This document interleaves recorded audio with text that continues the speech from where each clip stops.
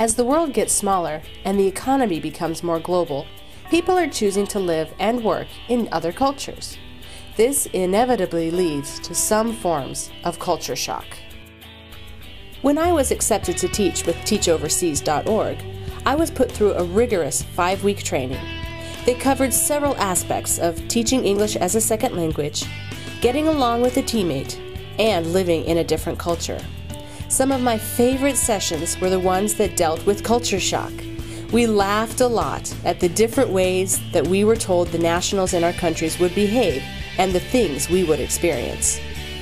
Even though I was given fair warning, and I've lived in Hungary for 3 years now, I still have a plethora of experiences and stories of culture shock from life over there.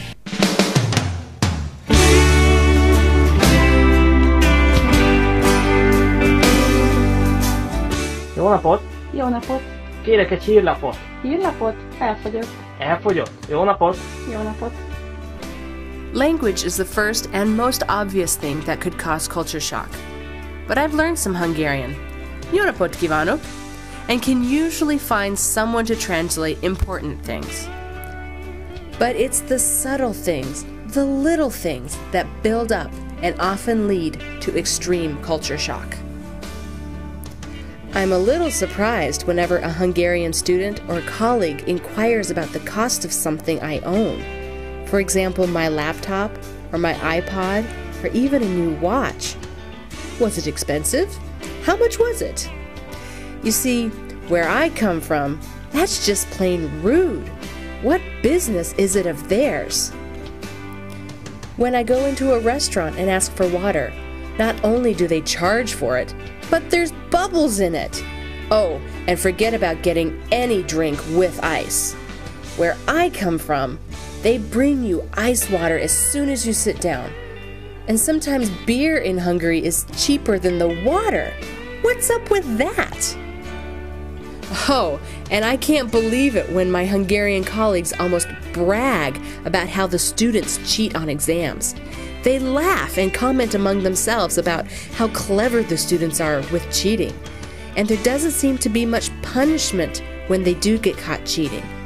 Where I come from, students are drilled with honor codes and the value of earning the grades you get. I've also been yelled at by complete strangers when I accidentally bump into them on the metro or rammed my shopping cart into theirs in the narrow grocery store aisles. Where I come from, most people would just say, "Excuse me," even if it was my fault, or just shoot a glare, but no yelling. But you see, I'm not living where I come from. I made a choice to move to a different culture. I knew fair well that there existed differences in language, food, and customs.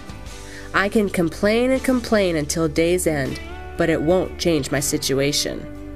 I could easily become discouraged and depressed by the culture shock around me every day.